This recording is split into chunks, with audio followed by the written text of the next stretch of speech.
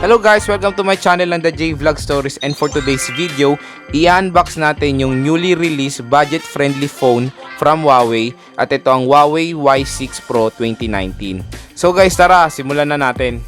So guys, ito yung Huawei Y6 Pro 2019. Ang price niya, ang official price niya guys is 6,990 pesos and almost 7,000 pesos na siya. Ito yung harap niya guys. So Huawei Y6 Pro 2019, 3GB ang RAM at 32GB ang internal storage nito. So ito guys yung sa baba niya, yung Huawei Y6 Pro 2019. So yan, ROM, 32GB, RAM, 3GB at ang color niya is sapphire blue. And dual SIM siya. So yan guys, buksan na natin. Ayan, naka-sealed siya.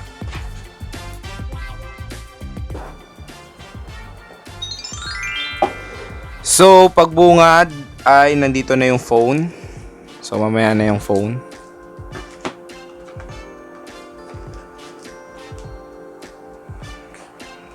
And mamaya na to. Tingnan muna natin yung nasa box niya. So sa box guys, meron tayong natin. Ayan guys, micro USB cable. So hindi to type C. Micro USB pa rin. And power brick. And buti na lang mayroong earphone. Good news, may earphone to. So yan lang yung kasama nung box guys.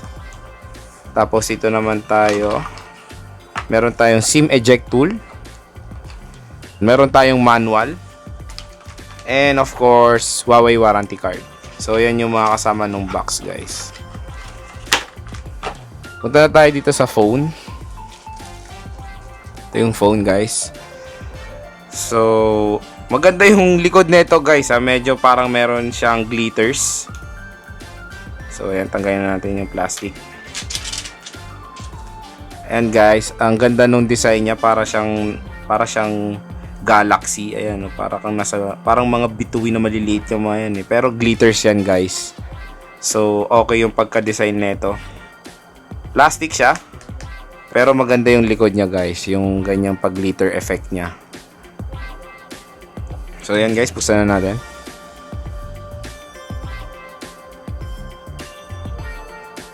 So habang nag-open guys, tingnan muna natin yung physical button niya. So yung physical button niya, nandito lahat sa gilid. Sa isang gilid, volume rocker and power button. Sa kabila is SIM card slot.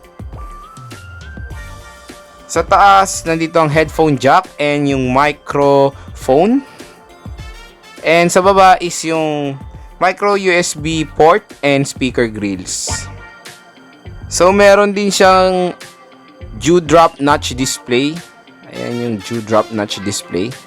Sa taas ng notch is yung camera niya, yung front camera niya, and sa taas yung earpiece. So ayan, sinasabi nila welcome. So tara, setup na natin.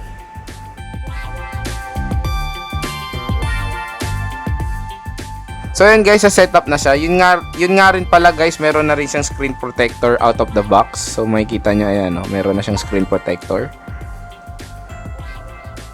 And dito pala guys, sa pansin ko, wala siyang free jelly case compared dun sa Huawei Y7 Pro 2019. Ito walang free na jelly case. So ayan. First impression, okay naman yung screen niya, malaki. And nagandahan ako dito sa back. Yung back niya guys, yung glitter effect, nagustuhan ko yan. So ayan guys, i-review natin to, so stay tuned. So yun guys, yun naman po nagtatapos ang ating video. Kung nagustuhan nyo po yung video, don't forget to like and share. And also subscribe po to my YouTube channel for more upcoming videos. And like me on Facebook at J Vlog Stories. At kung gusto nyo po maging updated sa mga aking video, i-click nyo na ang bell icon for notification. Once again, this is Joe from the J Vlog Stories, and have a great day. Bye!